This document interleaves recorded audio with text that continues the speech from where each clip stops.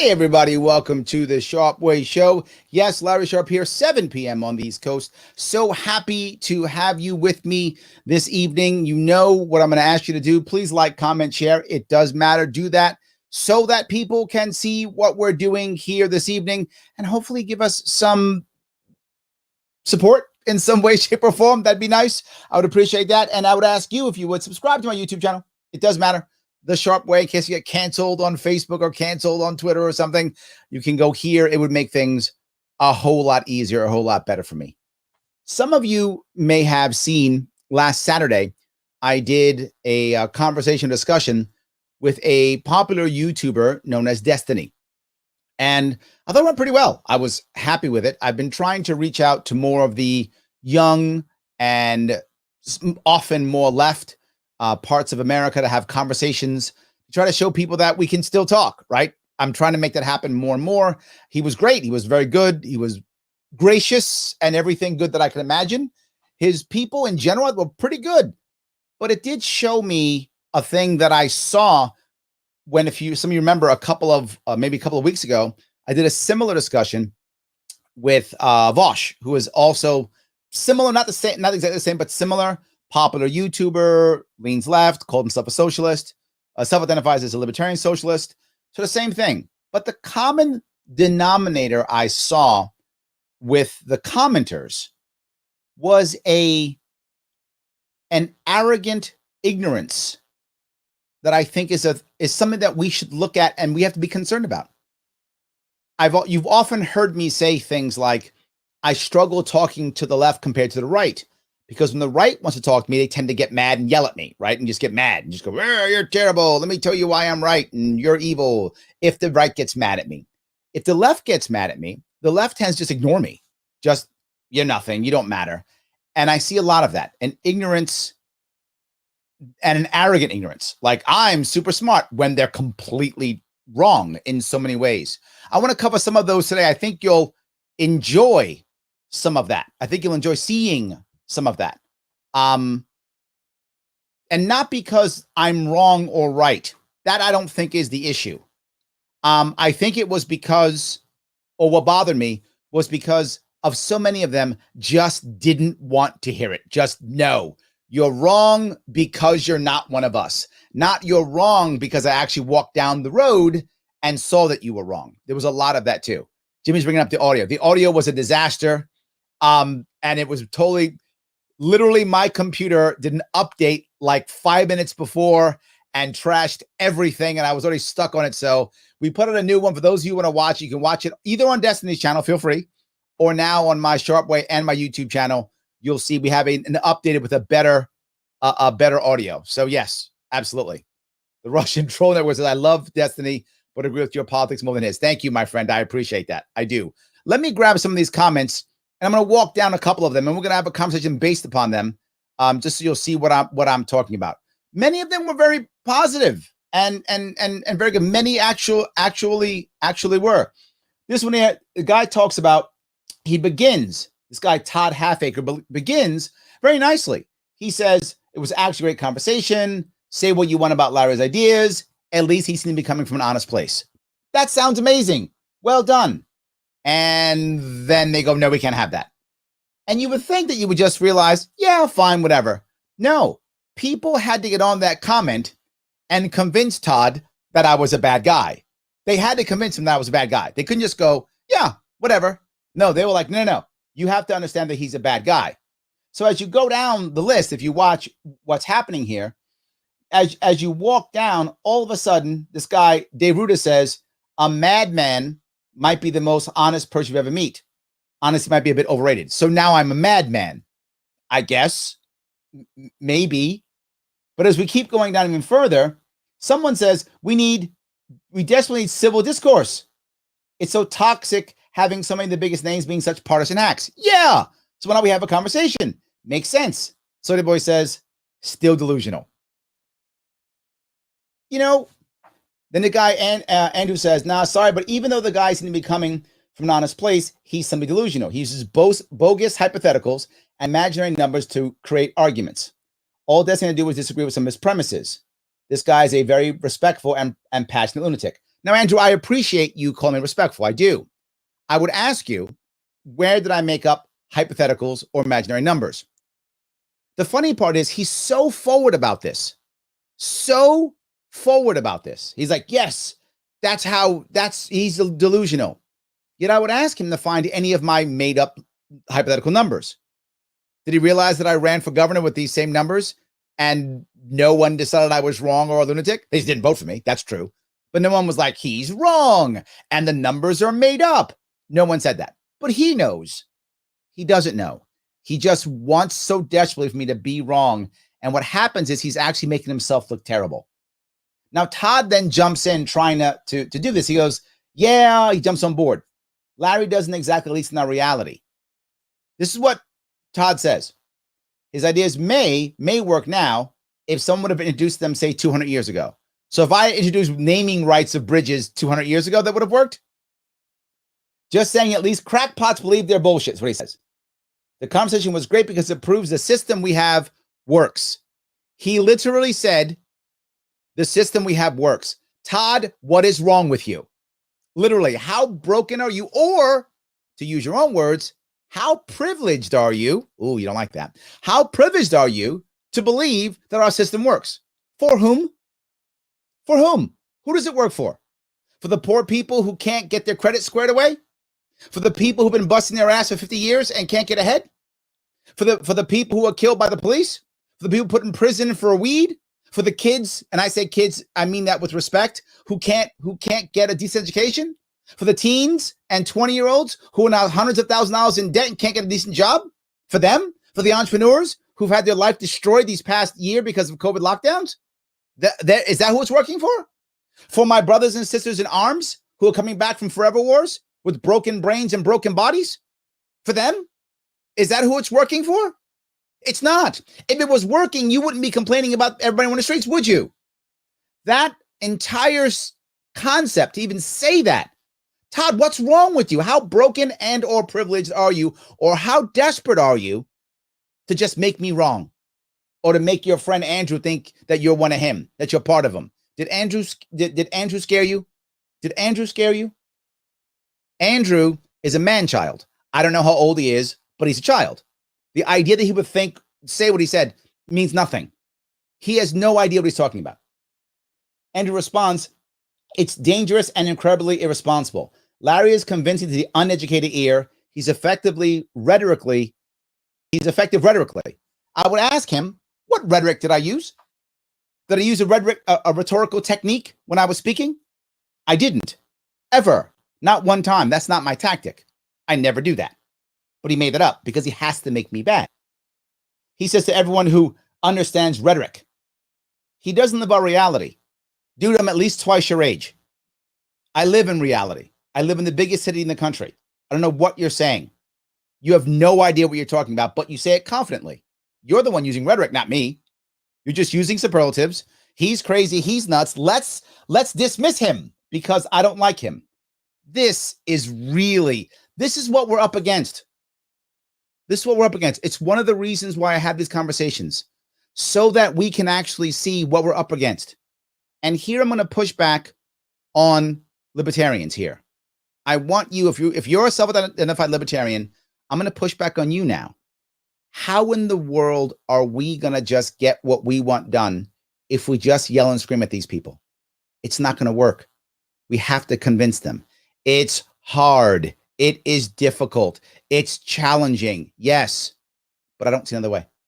I see this being the only way that we can make this happen. We have to have more conversations because many of the people, as you saw initially, were like, no, this is a good idea. Oh my God, it's civil discourse. They want to have a conversation. We have to get past some of the people like the Andrews of the world who are just trying to keep us divided, who are just trying to fight, right? That's it.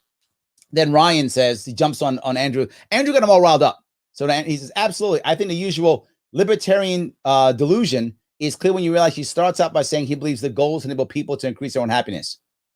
That's dumb. He thinks, literally, Ryan, see how stupid he is? The goals make people happy. What an idiot. That's what he thinks. It's not that. It's to make them do as I say. It's to follow my rules. Happiness is what everyone, life Liberty, pursuit of happiness. That was literally in some of our founding documents. Oh my God. And he's like, that's dumb. Then he says, but every time Destiny points out his ideas sound dystopian, he says, sure, but he's trying to do something. So he wants to make people and believes libertarianism is the only true way. Okay, first off, no, I literally said, I'm trying to do something. Maybe your way's better. Let's have a conversation. He's mad because I didn't do that. That was terrible. It was terrible. But then he says, he also admits his policies are dystopian, which typically means bad and lead to misery for people. That's why it's dystopian rather than utopian. No, it's not utopian because I live in the real world and utopia is not a real place. Now, for some of you socialists, you have been talking about a social utopia for decades. I don't talk about a libertarian utopia. I don't talk about utopia at all. I talk about making people better. And I know something crazy, focusing on making people happy. And that makes me a bad guy in his eyes. Just be clear. I'm a bad guy in Ryan's eyes because how dare I talk about making people happy. That's how we thought. That's what they said. It's crazy to have people go back and forth this way and for others to go, yeah. And then the biggest of them all at the end says, his name is Nafal Zouak, I think is how you pronounce his name. Honest plays cannot possibly be an accurate description of where he's coming from. So because I disagree with you, I am by default not honest. By default. It can't be that I just think differently. I don't think they're dishonest. I don't. I just think they're woefully ignorant, haven't seen anything in real life. Most of them are man children, and most of them are, right? They're man children, and they just don't get how life actually works. At no point did I just make up stuff. If I did, I'd ask them to. It's literally, you can just watch it, go through, show me where I made stuff up. Ask me. I'm happy to have that conversation. Did we make something up? Yeah, not at all. And people are just mad, right? They're just mad at oh my God, how can he say these things? How can he not believe us? So some people were happy though. It was great. Some of these things were very, very, they were thank you, well done. I appreciate that. Absolutely. Some were very good, right? Absolutely. Some were good. So Eric says, the only reason he answers in good faith is because Stephen doesn't critique his corporate consolidation garbage enough. I would ask again, Mr. Eric, when did I say corporate consolidation? I literally said monopoly is bad, that we should not have corporate consolidation. I said it more than once. But he's decided, and most of them have, and this is the hardest thing we have to work on, guys. This is they believe who we are before we say who we are. They have decided who we are before we say who we are. Half of the comments that were negative were literally things I never said or never did or never even implied. They were just, he said he's libertarian, therefore he's evil, therefore he's the bad things that I decided he is. Same thing. I've not one policy ever have I said that was about corporate consolidation, ever. I have 5 years of policy, 5 years of constant content on Twitter, Facebook, press, all types of things, running for office for a year and a half. Never, ever once have I ever talked about corporate consolidation being a good thing. I've talked about breaking them up because we need more competition. Never ever said that. He then said that because he decided that. And then people are like, yeah, he's a corporate garbage stuff. And then he says, well, Stephen didn't push back. Destiny didn't push back. Yeah, because I didn't say it, man. You just made that up. That would be the reason you just made that up. So then Jeremy, of course, has to get in. Of course, it's always an attack. It's always dismissive attack. It's always a dismissive attack, right? He's dumb. He's stupid. It's always a dismissive attack. Jeremy says, I don't mind some people being stupid in good faith either. It's even a matter of agreement. Libertarian business ideology is feudal in capitalism form. Feudalism in capitalism form. And we already lost society. We lost blood over this inherent abuses of workers. I don't know where I said that ever. I spoke only about small business. I talked about entrepreneurism. I don't know how that becomes any of that stuff. He just made it up. He says libertarians are ahistorical dumbasses, but if they're arguing good faith, yeah, cool by me. Love having conversations with people who legitimately have never read a history book in their entire lives. Jeremy, you need to read some books, my friend. I have a feeling you haven't read one. You probably watched some videos, probably because you're also a man-child. So you probably watched some videos. I'm sure you have. And you think, I saw a video on it, so now I'm an expert. You're not, man. You're embarrassing yourself. But it's okay. You have a right to do that. I'm happy you watched. Please watch again. I hope you're watching this, and I hope you make comments and insult me again. That'd be awesome. Please do that. That would be amazing. So then Eric says, when someone asks Eric, what's wrong with the naming rights thing? Eric says, well, for one, Larry literally said if we put company names on them, it wouldn't collapse as much. Illogical, not to mention, not illogical, true, factually true. Literally, look around at the stadiums and the roads and the bridges that the government now runs right now. They collapse all the time. They're in C and D and F grades. They're literally collapsing all the time. This guy has no idea what he's talking about. They're collapsing as we speak. I would ask you to please find the collapsing infrastructure that is run by a corporation. I'm not run by, that is sponsored by a corporation. You can't find any. So how do I know I could be right? Because we were trying to keep the highways clean and we were failing. Then we did the Adopt a Highway plan, where companies came in and paid a fee to have the Adopt a Highway and to clean the highways. You know what we got? Cleaner highways. That's reality. Eric Gilson, I'm just saying, you're full of shit. I literally, not only is it not illogical, it's already being done already now. There is physical evidence of it. I don't know what he's talking about. Completely, absolutely wrong. I'm just saying, completely, absolutely wrong. And he's like, well, no, I'm smart. Yeah, so let me move past that if I could. He says, either there will be a toll on every private road or they'll increase product prices to recoup costs. Again, another completely wrong. These companies that I'm talking about already spend $4, $5, $6, $10 billion on marketing already. They'll just shift the cost from marketing to instead the bridge, in which case, where's the price increase? Nowhere. He made that up. There'll be a toll on every private road. Okay, first of all, you're not privatizing the roads. I was very clear and I said, it's not privatizing. You're only producing allowing naming rights. The government can still inspect it on the bridge. He didn't hear that. He's like, you guys are evil and mean. He just made all of this up. That's not, and he's wrong, literally wrong. Then he says, they'll just pay for a bridge, a giant advertisement, and the state builds it. And then you're literally becoming dystopian. That's not what I said. They're responsible for maintenance or they don't do it. Done. So he also wants companies, that build roads beholden to, I don't know what he's saying there, because we can't vote them out. You can't vote out your current people. What are you talking about? You know what you can do instead? The people, and again, this is ignorance. He doesn't understand. The people that run like the MTA or any large organization that's within the government, they're not voted on. They're union employees or government appointees, but he doesn't know that. So he acts as if he does know it, but he doesn't.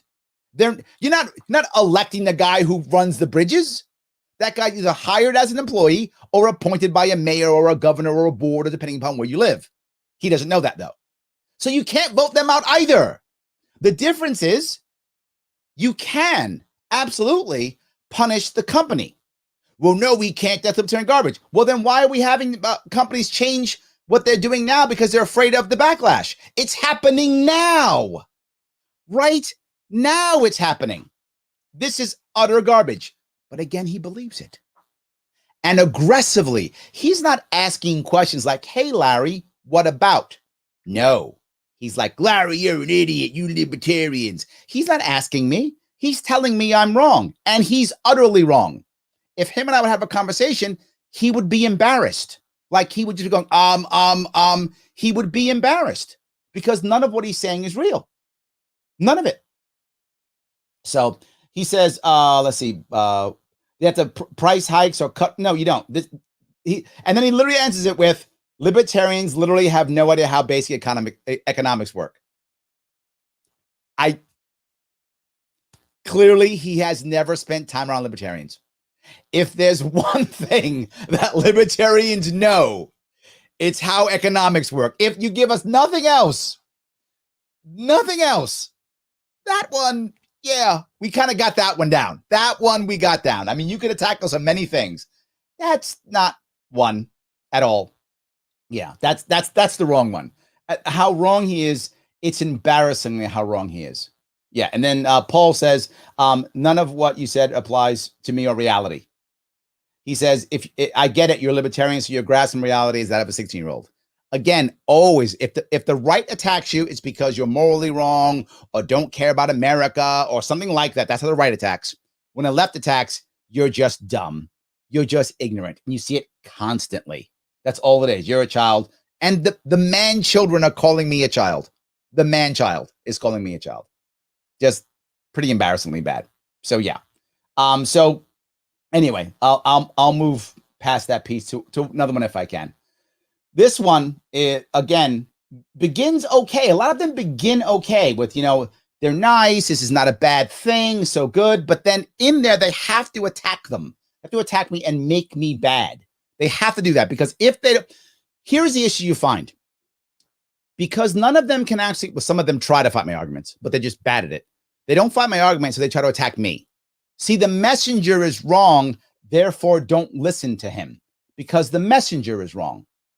But the messenger isn't wrong or bad. I'm the guy talking about making people happy.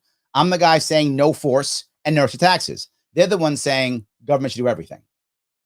So, yeah, pretty bad. So, pretty bad in general. Let me see if I can grab a couple more if we have this here. All right, that covers that piece. They then move on to, he talks about, Tom is on my side. And this was great. A lot of people were also on my side.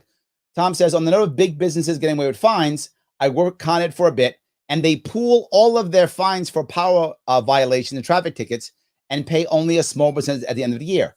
That is a common thing. And then someone responds, a guy named BL says, that explains why you always see Con Ed vans with like 20 tickets on the dashboards and they don't care about it. Yes, that's how all big businesses negotiate with cities and municipalities and states. It's what they do. And they, of course, say, Larry doesn't know reality. No, I know how it works because I was an owner-operator. I was a truck driver. Yes, Larry Sharpe, I was a truck driver. And when I was a truck driver, every time we got a ticket, we had to pay for it. Yet the UPS guy and the FedEx guy was laughing his way back home because he was going to give it to UPS. At the end of the year, they pay up all their fines. And they pay a fraction, maybe 30 cents on a dollar. I'm paying full price, a little guy, and getting hammered. FedEx is getting 30 cents on a dollar. If that, probably less. Probably less. That is reality. If these guys think, that's not how it works. That's exactly how it works. I'm not about consolidation. I see how the corruption works. So you're going to add more of that? Jesus Christ. You're going to make it even worse? Terrible.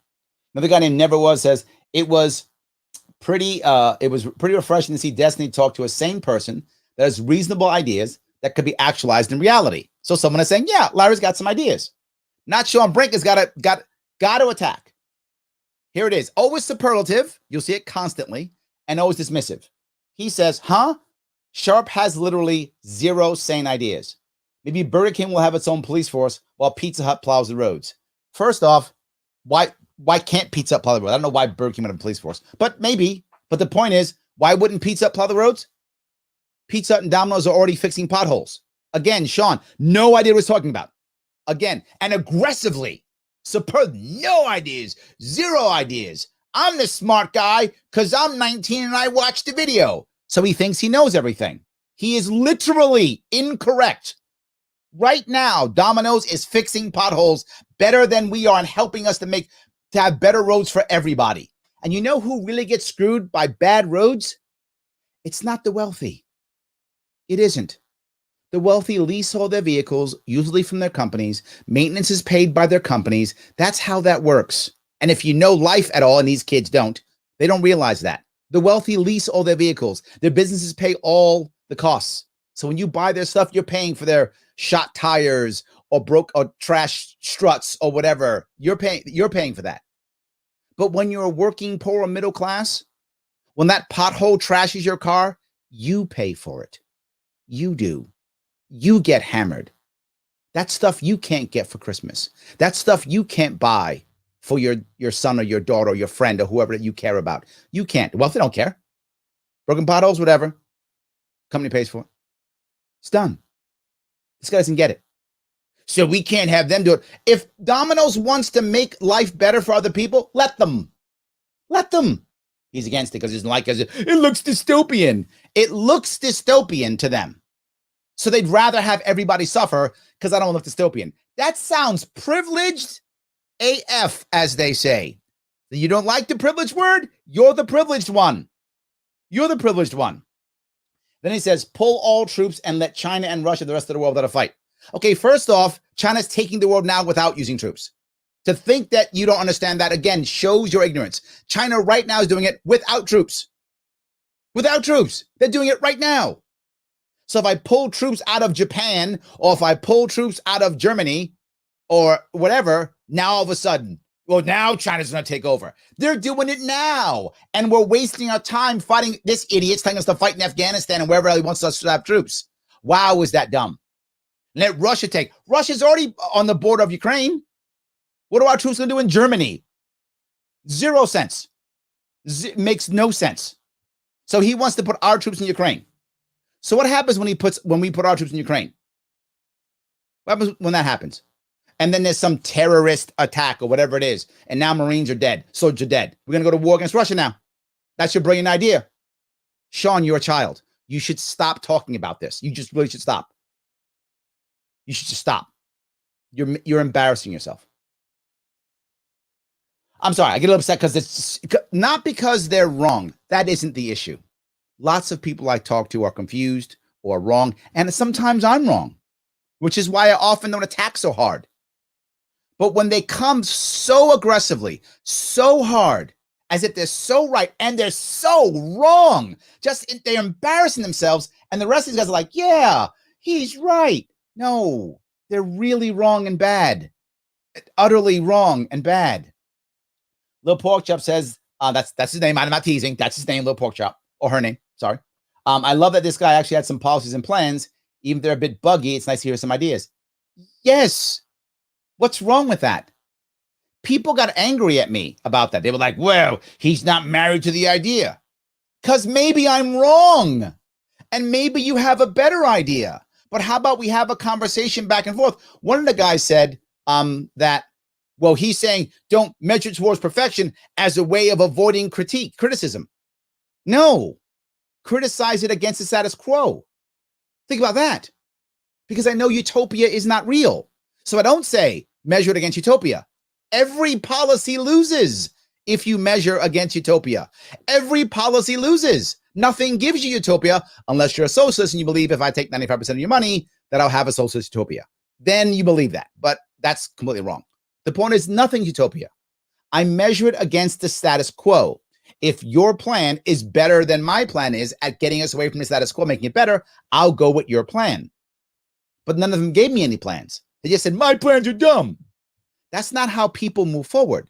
They would know that if any of them actually worked in business, none of them have. But if any of them worked in business, they'd be like, yeah, that's true. And the people who got that, like Little Pork Chop, he said, I got it. You're putting out ideas. That's how we make things better, by putting out ideas and picking the best one.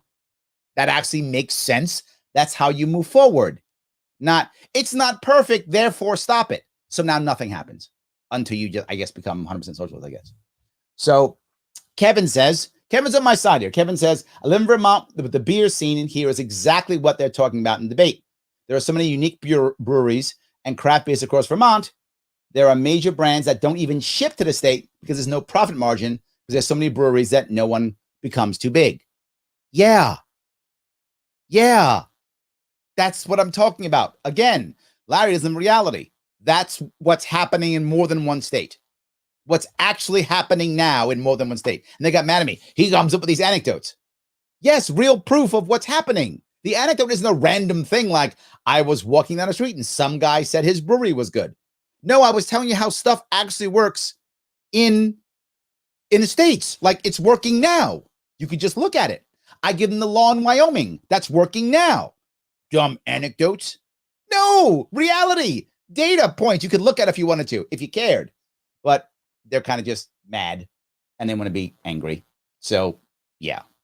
So then people, of course, try to attack him here too, because we have to make sure that we attack him and make him look bad. Because one guy says, I said around 2015 that craft beer was a major bubble, that there was no way people are drinking all the 15,000 craft brews enough to keep them viable. It's annoying going to a convenience store and seeing 50 stupid looking beers that taste like rotten ass 80% of the time. That's what Fung Dark says. But I guess the market's wrong because clearly it's working, but he's right. He's right. Literally, he thinks he's right. That's the problem. He is so aggressively trying to act like he's correct and just go, instead of going, you know what? I should just stop talking. I do it myself. Sometimes you hear me just say nothing. I just say nothing because sometimes I shouldn't say anything. Mr. Fung Dark should learn that lesson. And sometimes he should just say nothing. That's all. So then they attacked me on my foreign policy. I love this piece too. Oh my God, I love this stuff. They were talking about how, well, oh my God, he looks stupid or bad because of, being nice to Germany or whatever and all that kind of thing, all those type of things. I thought to myself, so what I said was we should be talking to our enemies always so that we can negotiate peace as soon as possible. And that was crazy and insane and nutty. Let me say it again. What I said, if you watch it, what I said, we should have always been talking. We should have been talking to the Germans, talking to the Japanese, always talking to them so that we can negotiate peace as soon as possible.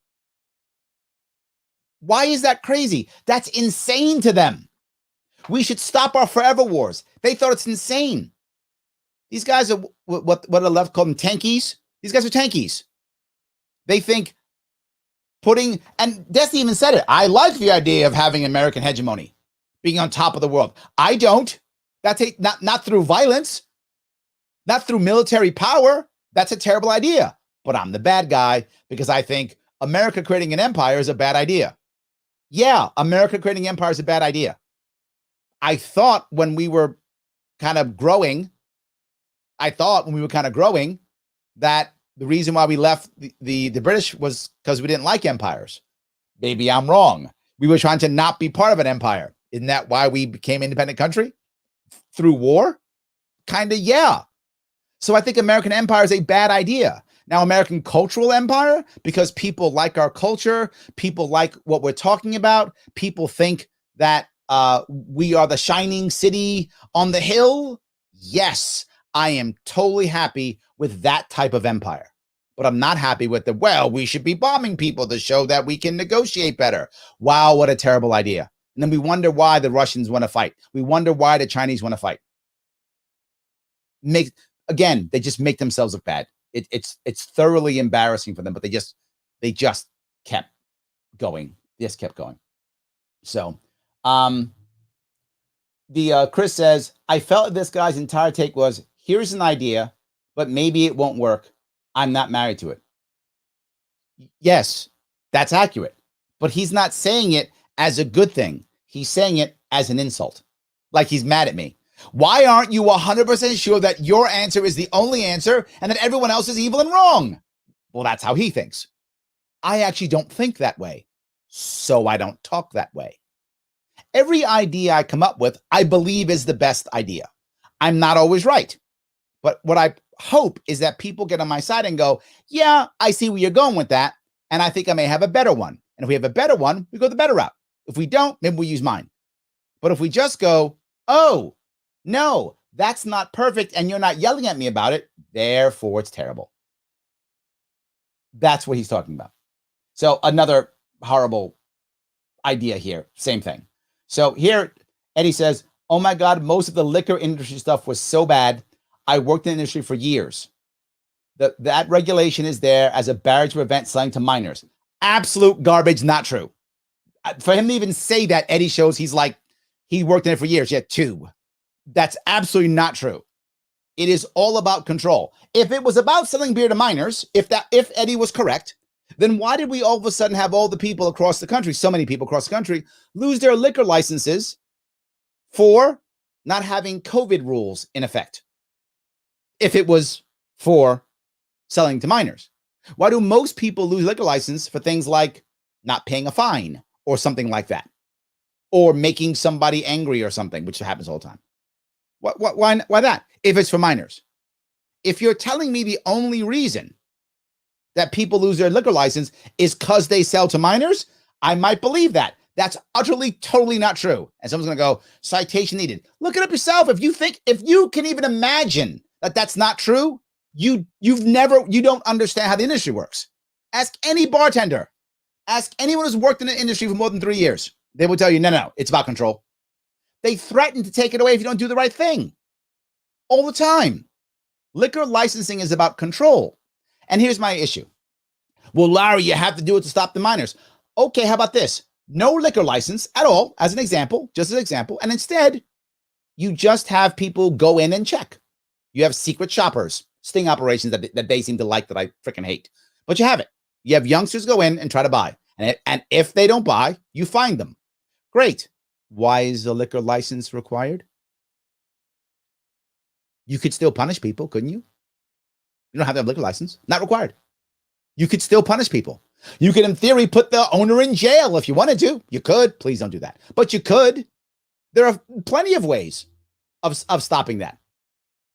You have random people go in and check IDs. You have the cops come in and check IDs of everyone in the bar if you want to. There's many ways you could if you wanted to. You don't have to have a liquor license. He is utterly wrong, totally ignorant, has no idea what he's talking about, and blatant yelling it.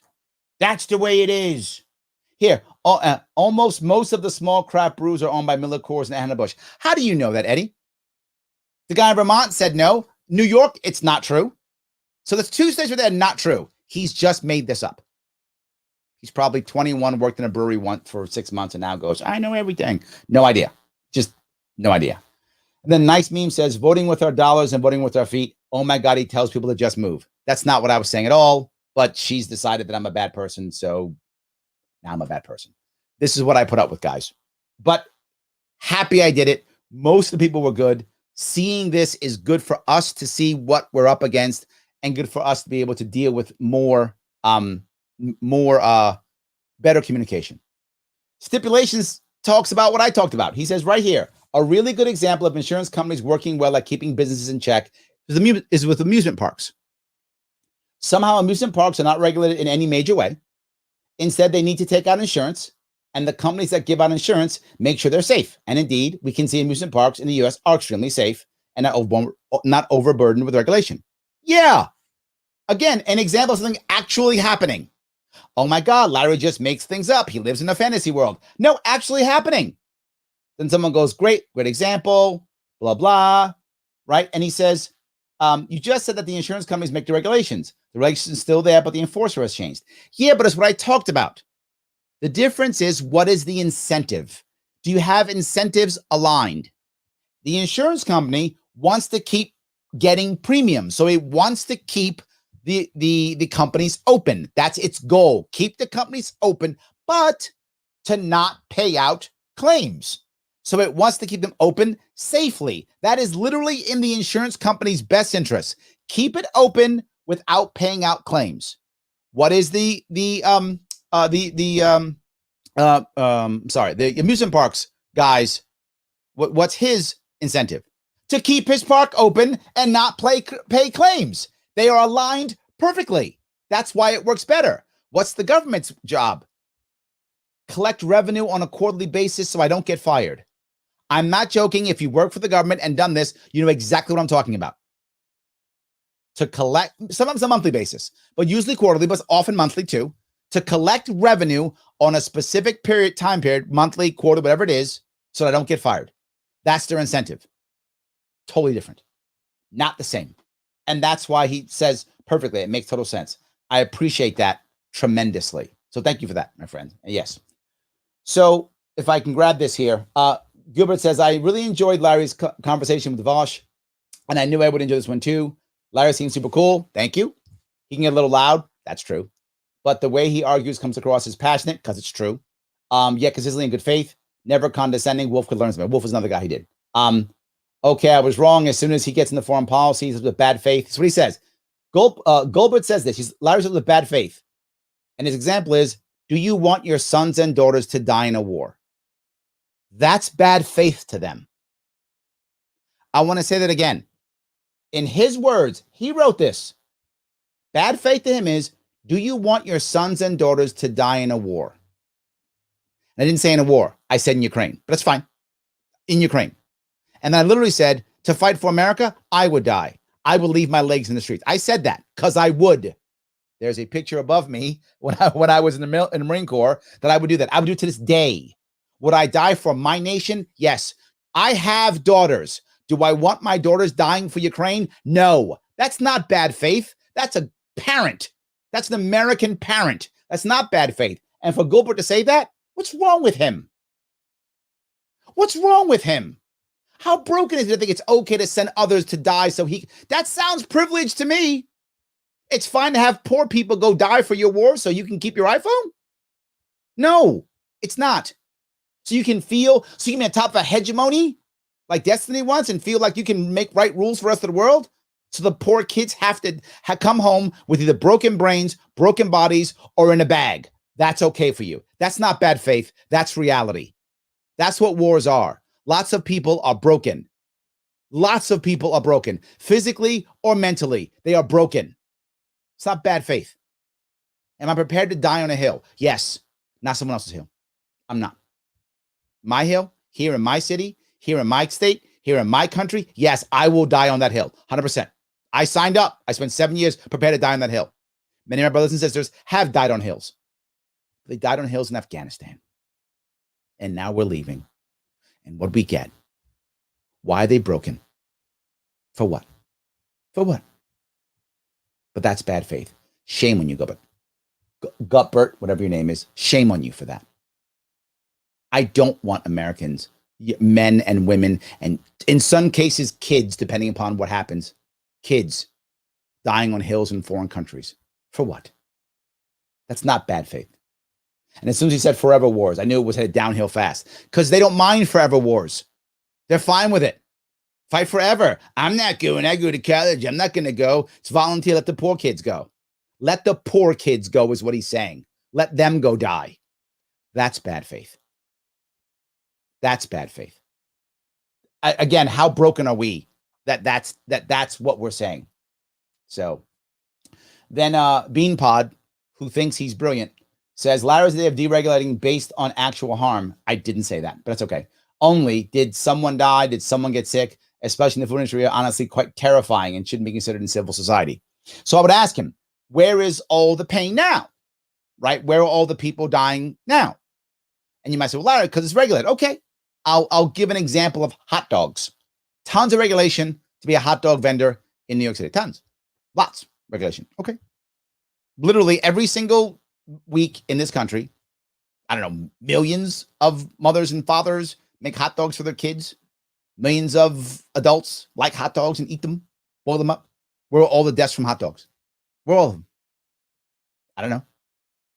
Where are they? What if you use insurance companies to decide, here's what your insurance will be, and here's how it works, so someone can be paid out? If right now some hot dog vendor has someone gets sick or dies or whatever the case may be, if it does happen, what happens? The hot dog vendor says, I passed my inspection. They probably sue the state. They make more regulations. Lawyers get tons of money. The people who died get $4.95 after 6 years in a class action lawsuit. Lawyers make tons of money. More regulations pop in. Nothing changes. That's how it works now. He's like, well, just do nothing. Keep it the way it works now. Completely corrupt, totally broken. And when people are harmed, they get a bunch of money, a little bit of money 12 years from now. That's what he's talking about. And then another guy jumps on top. Hawk says, exactly. Apparently he's never heard the word prevention before. Prevention. Yeah. That's all that matters. So why don't we, for prevention, make the speed limit across the entire United States 20 miles an hour? By the way, that's the science. I'm not joking. 20 miles an hour, give or take, depending upon where you are and what you're doing. That the difference between someone dying and being injured in a car crash around 20 miles an hour is a huge difference, right? And it's statistically, clearly you could still die if you hit at a slower speed, and clearly you might still survive if you hit at a faster speed. But statistically, 20 miles an hour is a big thing. How do I know that? New York City. We put a 20 mile an hour speed limit in New York City because of the data. Yeah, we had Vision Zero in New York. It's going to stop people from getting hit by cars and stuff.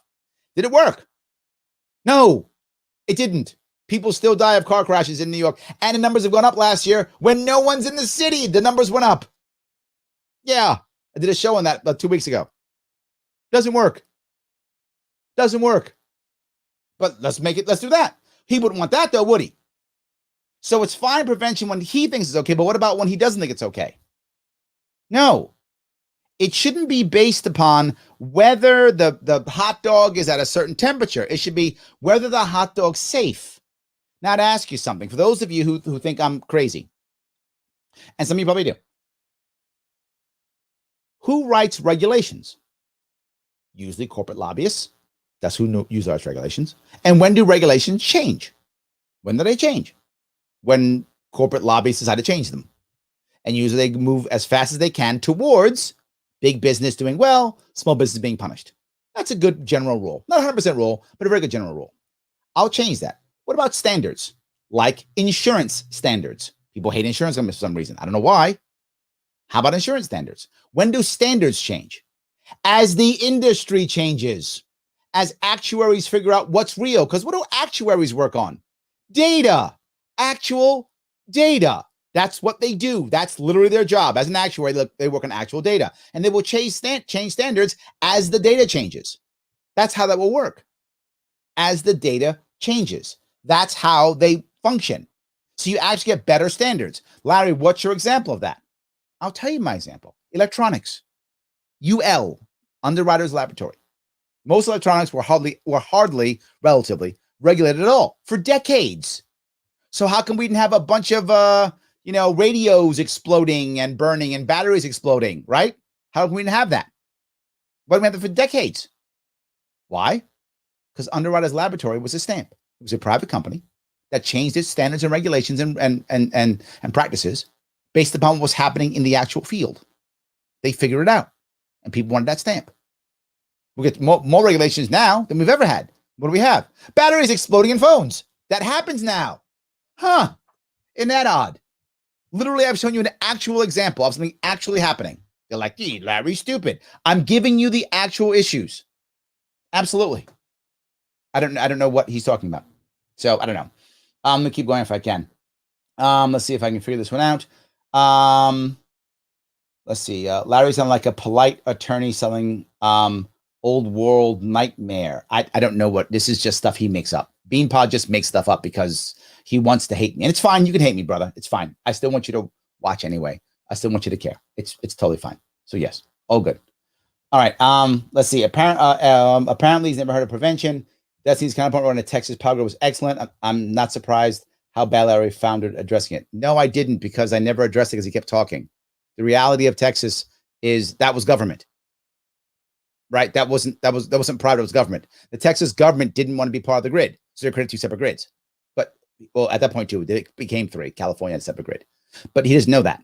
But not just that, it's a different type of electricity. I don't remember this. Some wave difference. So for you to move electricity from one to the other, it has to change.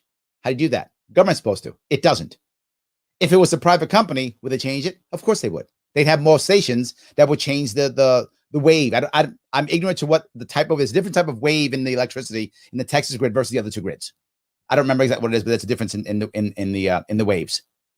So you can fix it, but there's a station you have to create that will change or whatever they do to the electricity to make it function in Texas versus function outside of Texas. Well, the government's supposed to build it. It didn't. What if it was a private company? They might have built it. Yeah. But who runs all of the grids in Texas, California, New York, all over? It's a private nonprofit. A nonprofit. Not a company that's making money and not government. A nonprofit runs it, which is overseen by the government. So how is it private? How is it a private problem? I don't get it. It's a one of those mixes of private, public, nonprofit garbage that governments are so good at doing so that no one can be responsible. And that's what's happened here. But they don't know any better. So Impulse says he has no idea. New York State has food inspection agencies that are constantly inspecting various manufacturers and supermarkets. The amount of temperature abuse, illegal distribution, and on is stunning. If that's true, where are all the deaths? Impulse response: if what you said is true, where are all the deaths? Yeah, so either that's not true, one, or two, it doesn't matter. One of the two is true, right? He said, it's stunning. Everyone's blowing the rules. Well, if they're all blowing the rules, well, then where are all the deaths? So either the rules don't matter or that's not true. You can't say they're all blowing the rules and everybody's healthy. So we need more rules. I don't know what he's talking about. This makes no sense. But of course, he just says it. Yeah, without the government, everything we'd all be dead. I hear that all the time. Without the government, we'd all be dead. Let me ask you a serious question. It's a serious question. And I'm not advocating for this, but they think I am. So I'm going to walk down that road. What happened if the FDA said, you know what? Or New York State said, you know what? We're not going to really inspect that much anymore. It costs too much money. We're broke. We're not going to inspect much at all. And everybody know, we're not really going to do much inspecting at all. Not much at all. We can't afford it. We're broke. State's broke. We're not going to do it. We're going to go down from whatever we do to 1/10 of that. What would happen? These people have no trust in humanity. They don't. And I'm not joking when I say they have no trust. They think we'll just start eating poison food and dying. They honestly believe that. I'm not making that up. I'll just start eating poison, I guess, then. Oh, well, guess we all die. That's what he thinks. Versus people going, oh, the government's stepping away? Hey, can I step in? Which is what happens always. Which is what happens always unless government stops them and says, no, we are the only monopoly. You may not do that. If government doesn't stop you, someone will step in. How do we know that? Because it happens all the time. All the time. How many times have industries regulated themselves when there was no regulation? All the time. Does it work? Sometimes, sometimes not. Does government regulation work? Sometimes, sometimes not. Usually not. But sometimes, sometimes not. So we could check it. And in today's world, not 200 years ago, today's world, with everything getting out so fast and us being able to do things that we can do, why can't we check them? Of course we could. This concept is just, again, broken. He says, again, he has no idea. Remember, it was always going to be dismissive. That's the common thread. Dismissive. Just see that? No idea. Total idiot. No way. Right? Here, Impulse Response says, same reason DMV driving tests are not done by private firms. Why not? Why not? He says possibility of bribes. Because you know who never get bribed? Government employees. Never happen. Never. You know what news there was today, by the way? New York State? Mr. Silver in New York State, who was put in prison sentenced 6 years because of corruption, is going to be getting out soon. 77 years old. Getting out soon. Yep. He's getting out. Mr. Silver. Because you know what government never does? Accept bribes. Did he actually posted that? Come on. He actually posted that. What are these people thinking? Because if you work for the government, you're now perfectly honorable. Of course. Yeah. Absolutely. Terrible. Yeah. Anyway, so let me move on if I could. In my view, the present system incentivizes bribery. What? So you don't like your okay, I can't go any further. Literally, he just says it's bad, but the present system's I don't know what he's doing. Okay, I'm going to move past that. They're just sometimes so embarrassing. I don't know even how to act. They just want to win. They want me to be a bad guy. That's the issue. So, any case. Ice Coaster was very good. He says, great discussion, as Elizabeth said, with super refreshing ideas because of Mr. Sharpe. Thank you so much, Mr. Coaster. Michael Castro says, great discussion. What he said about restaurants throwing away food when health inspectors arrive is true. Thank you. I know it's true. He says, I've worked in restaurants all my life and I've seen it. Yeah, mister, I know restaurants. That's not how it works. Yeah, you don't know anything. This dude, he knows. That's what happens all the time. That is a common thing. I'm surprised that he would even imagine that. Yes, surprised he'd even do that. But there was people who were good. See, he was good. Others were good. There were some positive things too. So it's not all just Larry was a bad guy. Some were good. And then they're mad at me because of my foreign policy issues, right? And they talk about the World War II piece. He says Roosevelt didn't nuke Japan. I'll give Larry credit, though. He's more educated in World War II than Destiny. Yep, that's true. Destiny spewed high school revisionist. Larry spewed the current Wikipedia knowledge. If only you knew. You've also embarrassed yourself, Henry, yet again. None of that stuff is real, what he just said. The reality of it is always talking to your enemies is a good idea. We could have gotten surrender, perhaps, out of Germany or Japan before we had to nuke Japan and before we had to totally invade Germany. It might have happened. We don't know that. But what he doesn't know, and many people don't know, why would I even say that we should have talked to the Germans and here to the Nazis? Why should I say that? Why should we have spoken to them? Their idea is if we talk to the Nazis, then we give in to the Nazis. That's insanely short-sighted and actually ignorant. Instead, realize something. The Germans tried to kill Hitler 44 times. Didn't some German, was it Hess? I forget. Didn't someone know this? Some German literally parachuted into England.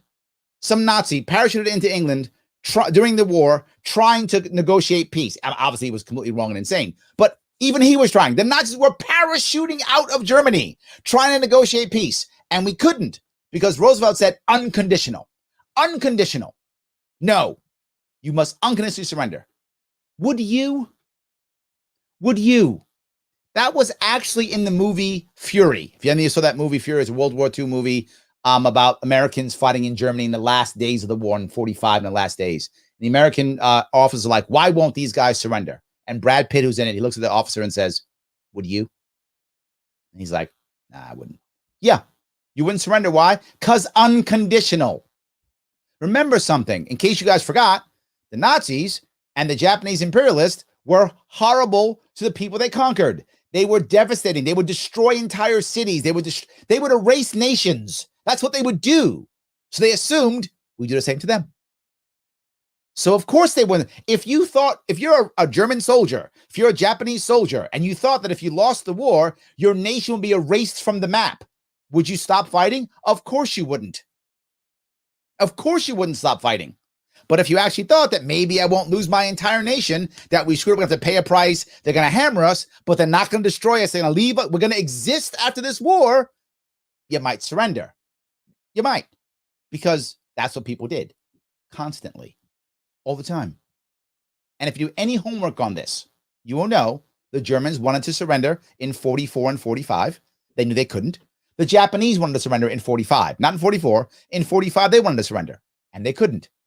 Well, Larry, why do you want those guys to surrender? I'll tell you why. Because in the last year of the war, we'll look at Europe first. Think of all the Americans who died. Think of all the Germans who died, all the French who died, all the Russians who died, all the Poles who died, all the Jews who were gassed in the last year of the war. If we negotiate peace and we end the war, well, then they don't die, do they? That's why. I guess that's arguing in bad faith because I don't want random innocent people to die and be murdered in a battlefield for nothing. Because I don't want that. Because I don't want Jews to be gassed by at that point, hundreds of thousands, maybe another million, whatever the number. Surely hundreds of thousands. I didn't want hundreds of thousands of more Jews to be gassed. I don't want, that's a bad idea. That makes me bad faith, right? That's how these guys think. That's how they think. Well, Larry, they wouldn't have given up. How do you know? And you don't have to stop fighting. You can still talk while you're fighting. You can still invade while you're talking. And maybe they would have surrendered. But Larry, they would have wanted to give their land up. Yeah, that's part of the negotiation. That's called negotiating. That's what it's about. Now, the other idiot was the Japanese would fight forever. You should know. Okay, if you've done any homework in World War II, if you've read a book, any homework, the Japanese were fighting to surrender. They wanted peace. I'm not joking. I'm not making that up. This is literally Yamamoto, who was the guy who had the idea for bombing Pearl Harbor.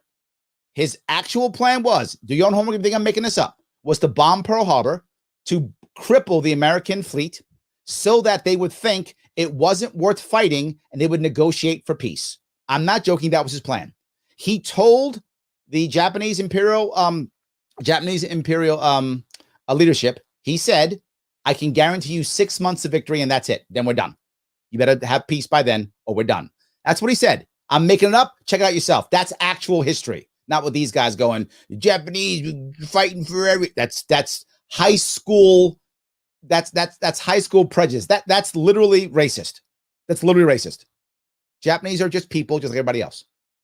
So of course they acted like other people would act. Of course they projected themselves into others.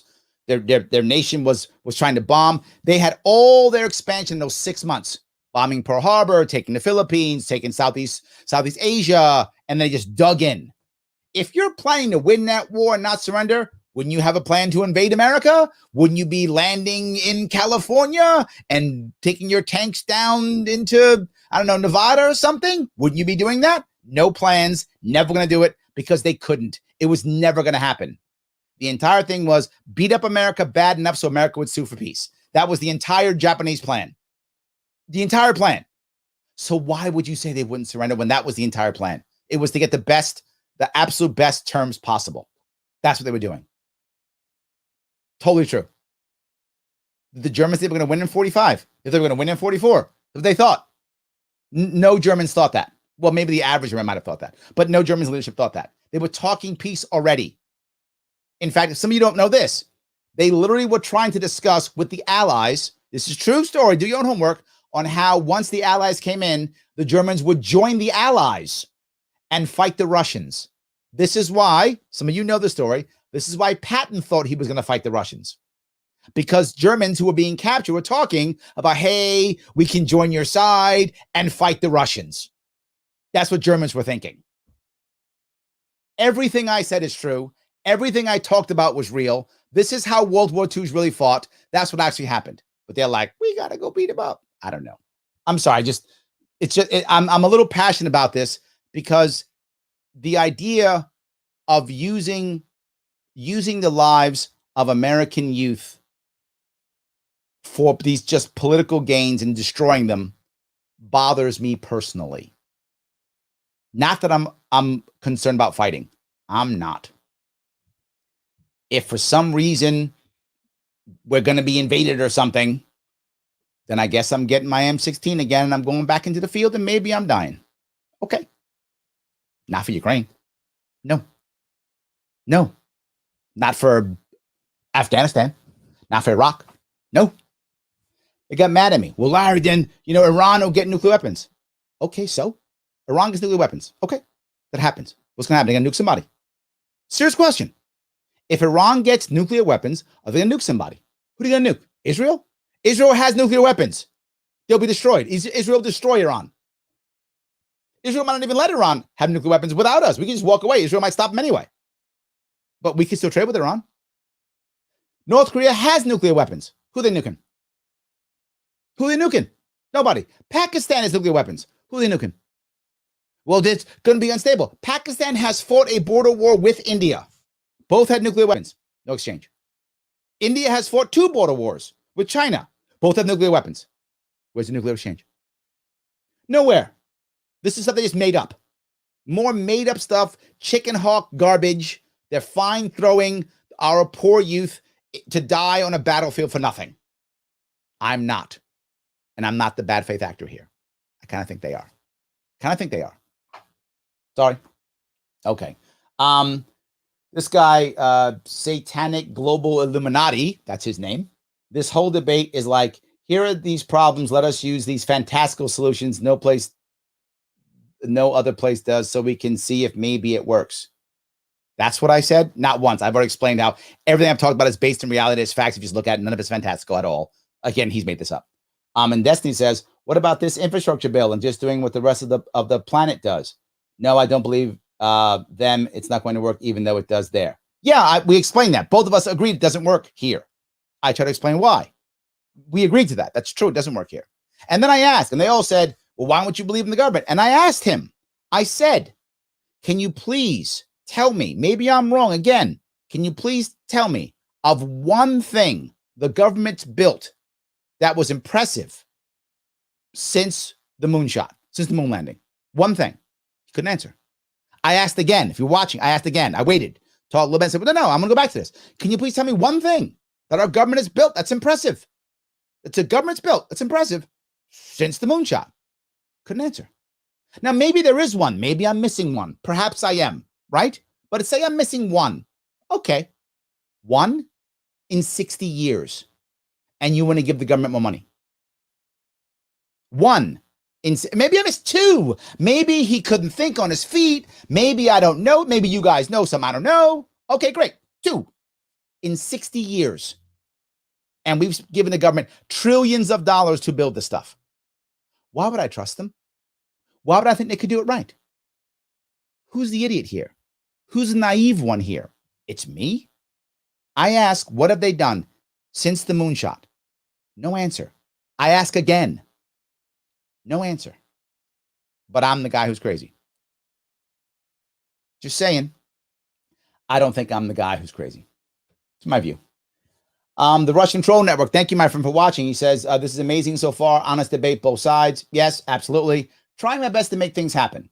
Now, then Eric Gilson says, Larry, what's your stance on climate change and the environmental regulation? Because it seems you want to leave most of it regulated up to the state. I never said that. He made that up because he believed it to be true. I never said that. So I said, not at all. I want actual victims to be compensated. I know, sounds crazy. And polluters to be punished. I know, sounds crazy. By piercing the corporate veil and stopping the EPA and the Superfund from protecting corporate officers. This means a true overhaul of the rules. It will take time, and I gave him my official policy. Check it out if you want to. What's his response? So your solution is to punish them after the fact that they've damaged the environment with decades, if not permanent repercussions, and compensate victims and overhaul the EPA who's protecting corporate officers. Then he says, he said, I don't know how the EPA protects corporations when their entire job is to enforce law and regulations. See, this is the ignorance in his part. Here's how it actually works. Many of you don't know this, and they don't know it either. They think the EPA is protecting us. It is not. If it was protecting us, would we have so many horrible sites, particularly across my state, New York, that are not cleaned up? Would people still keep polluting? Would the Flint thing happen if they were actually protecting? They're not. They're corporate enforcers. The EPA rules are written not by environmentalists. They're written by corporate lobbyists. And they're changed whenever they decide so, which is almost never. And that's the second problem. Let me give you two problems. That's one is regulations, and two is the Superfund. What's supposed to happen is that people who are building things put a certain amount of money into the Superfund, a percentage, and the Superfund is supposed to pay for cleanups. Seems to make lots of sense. They all thought it was great. The problem is there's so many problems with cleanups that the Superfund has no money in, has no money. So it can't clean these things up. That's why these sites stay as bad as they are. You say, well, why doesn't the corporation pay for it? Well, because the EPA caps how much they're responsible for. They're responsible for X $100, whatever that $1 million, whatever it is. That's it. After that, they don't have to pay anymore. Now the Superfund is supposed to pick up the rest. That's how it works. So they pay their X dollars using legal fees, and now they're done. They walk away. I'm not joking. They walk away. The Superfund has no money. Done. That's how it actually works right now. The EPA protects the company. My plan was instead of that, my plan was that now the insurance has to pay for everything. There is no Superfund. If there's a massive spill, an insurance company must pay for everything. Now you might say, well, Larry, that's crazy. No one's going to insure those people. So nothing's going to get built? Of course they get built. What will they do? They'll create actual industry standards that will make them build it safely. Why? Again, because the goals are aligned. The insurance company wants to make money off of things being built and surviving, and they want you to keep paying your premiums. You want to keep your company from being destroyed. You don't want to have an environmental spill because you're going to wind up paying for it and have no insurance. So insurance companies are going to try to stop you. But it's a second piece of that, and that is breaking the corporate veil. And the problem is, in most cases, it's the state who punishes these people. So the AG now has to put together a case against the company. Well, the AG is not to do that. That's not his thing. So what does he do? He attacks the company. You don't break the corporate veil. The individual who made the decision is never punished. Well, rare. I should say never. Never is an exaggeration. Rarely punished. So the corporation pays a fine. That's what happens. They pay a fine. And they always admit no wrongdoing. Why? Because they follow whatever stupid regulations were there. How can the regulations be working if every other corporation has to say we had no wrongdoing, and they can agree to that because they didn't break any regulations? They're not working. It doesn't work. So I said, instead, let's create what's called an environmental victims unit. I'm not joking. An environmental victims unit. So unit in a state, at a state level, that their job is to be able to put a case together for the Attorney General and say, here's the case. We know how to find actual victims. We know the law. We know how to deal with environmental issues, how to pierce the corporate veil and find out the actual individual or individuals who made the crappy decision that hurt people, and then punish them through the corporate veil. Their names come out. They're the ones who did it. They made the bad decision. They pay the price. Duh, justice. Well, you do it only afterwards. Yes, that's what criminal justice is, isn't it? I don't punish the guy before he murders someone, do I? Brilliant, Eric. I don't what now it's Minority Report, and I'm gonna see what you might do and then punish you for that. But imagine if all of a sudden now the average guy or gal in a corporate board knows that if I make a terrible environmental decision, I might go to jail. Me. I don't get to hide behind my corporate veil anymore. Might change how I think. Might change what I do. Yeah. Is that perfect? Of course not. Is it better than now? Without question. Without question, better than now. Of course it is. And then real victims get some actual justice. Yeah. But it's another piece I didn't even bring up. I mean, the regulations are written from 20, 30, 40 years ago. So you actually can't realistically clean up the place anymore. You have to get special rules to clean up. Why? Because the regulations are built so many years ago that the actual technology used to clean these places up doesn't exist anymore unless it's in like some, I don't know, some Central Asian former Soviet republic or some sub-Saharan African country or some Southeast Asian country that bought it from us 20 years ago. It doesn't exist anymore in our country. You have to go there, buy it, bring it back, and clean up with that technology. You're not doing that. It's too expensive. It doesn't get done. So what happens? Broken environmental sites everywhere. That's because of the EPA. It doesn't work. But Eric doesn't know that. So he acts like he knows because he trusts government blindly. But he's wrong. If you think anything I said I made up, do your own homework. It's easy to find the data. If you want to go to my website, larrysharpe.com, I talk about the EPA there too.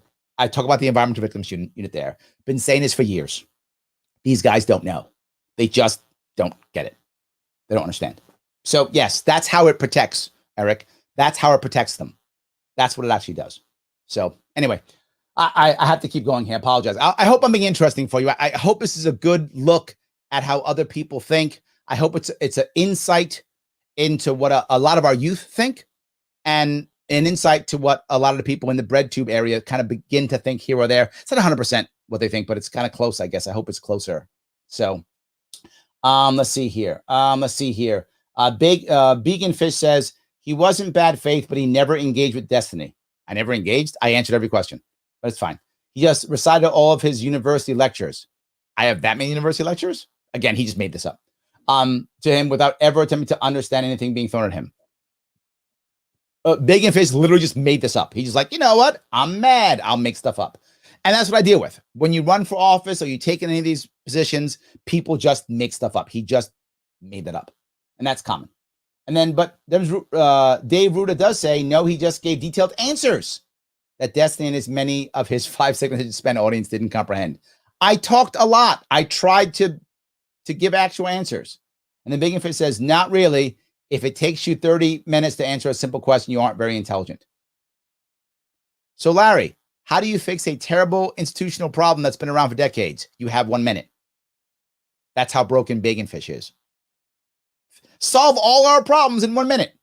Well, he could. He could. Because his answer is very easy.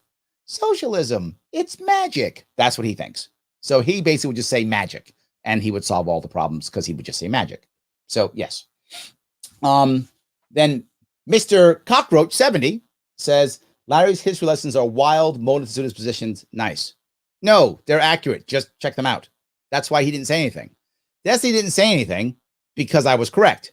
And none of you have shown me where I was wrong. I love that they go, it's wrong. How?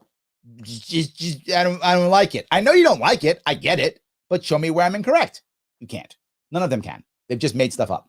So, yeah. And then MS says, he should really avoid talking about history and geopolitics. That's what he said. Anyone who propagates the myth the U.S. was softer on Germany after World War II, as opposed to what happened after World War I. So World War I was what? Anyone who's done any homework knows we were way softer on Germany in World War II than we were in World War I. Way softer. Way softer. World War I caused World War II. Literally. MS, if you had open up and crack the book, you would know that's true. He goes, or that Russia was somehow acting in self-defense, doesn't know what they're saying. Wasn't Russia invaded in World War II? Literally invaded. That's the definition of self-defense. Try to create buffer states after World War II. Literally self-defense. Creating buffer states so they don't be invaded again. That's kind of self-defense. Still thinking about that? That's kind of self-defense. I don't know what. MS, you are embarrassing yourself. Why do you even say that? You're embarrassing yourself. Then he says, I was under the impression that at some point in the conversation, Sharpe was denying the importance of military intervention to expand one's own economic influence. Yeah, you don't have to fight in people's civil wars to have economic influence. Why would you think that? What? Okay, the ignorance of that is astounding. Doesn't Japan have economic influence? And what civil war are they fighting in right now? Doesn't China have significant economic influence? And what civil war what are they intervening in right now militarily? No place. You know who doesn't have it? Russia. And they're intervening. They don't. Yeah. I don't know what he's talking about. It's terrible. I mean, he's so wrong. It's embarrassing. He's so wrong. So anyway, here I'll keep going because he just keeps, he puts his foot so deep in his mouth. I think he's up to his knee. Let me keep going here if I can. Let's see. As similar intervention had already happened in World War I and had led to another war 20 years later. Literally what you just said didn't happen. He argued the game changers were trade and investment. I didn't argue that at all. American money already financed Europe's reconstruction of World War I. I didn't argue anything. Okay, I'm gonna stop. He just made this stuff up, I guess. So I'll scratch that piece. I don't know what he's saying. As for Vietnam and Afghanistan, the reasons why the U.S. got entangled over there is that it never actually used the military might to its full extent. Oh, we didn't fight hard enough. See that? We didn't fight hard enough. We dropped more bombs in Vietnam than we dropped on Germany during World War II, but we didn't fight hard enough. At one point, we had 500,000 soldiers, sailors, and Marines in Vietnam. 500,000. We didn't fight hard enough. That's what it was. We didn't fight hard enough. I don't know what he's talking about. I don't know what he's talking about. Insanely bad. This is what we're talking about. Just insanely bad. And then this guy says, Germany did bear most of the responsibility for World War I. He just made that up. Plus, most of Europe was ravaged by the war, while Germany territory was impacted very little. They took Germany. Okay, I'm done. Moving on. MS, you should stop talking. You're literally an idiot. Sorry, I don't mean to be mean, but he's completely wrong in everything he says. Anyway, sorry. Then X Winston's laughing at me. He says, "You want to cross the border to Germany? Cyber attack. Like ha ha ha." Why is that a bad thing? Seriously. Why is it a bad thing? Imagine if the Russians were really starting to go on the offensive. They're not going to, but let's say they are. And they're going to move into Poland or Russia or I'm sorry, into Germany, whatever. They're going to do it. They're on their way. Tanks are coming. And we say, you make an attack, you do that? Cyber attack. I'm going to give you 6 Chernobyls in Russia. Recover from that. I'm going to shut down your electric grid so you can't even ship gas. I'm going to cripple your attack with a cyber attack so you can't attack Germany. And he thinks that's stupid. That's freaking brilliant. That's brilliant. Number one, it's a deterrent. You attack Germany, and I will shut down your electric grid with a massive cyber attack. We don't have that power now, but I talked to that. We should have that power. And they laughed at that. Cyber attack is stupid. That's how ignorant they are. These are youngsters who think cyber attack is a bad idea. What a great deterrent. Move your tanks into Germany, and I will cyber attack you, and I will shut your entire grid down. Good luck. You're not going to be able to attack at all, and you're going to have Chernobyls all over the place. I wouldn't attack if I were you. Or what this guy wants, we'll send troops to fight the Russians in Germany, because that's a way better answer than a cyber attack stopping it where it is now, or a cyber attack to make them so they can't fight well, so Germans can just beat them. That's a bad thing in his eyes. I'm the crazy one. That's a bad thing in his eyes. Wow.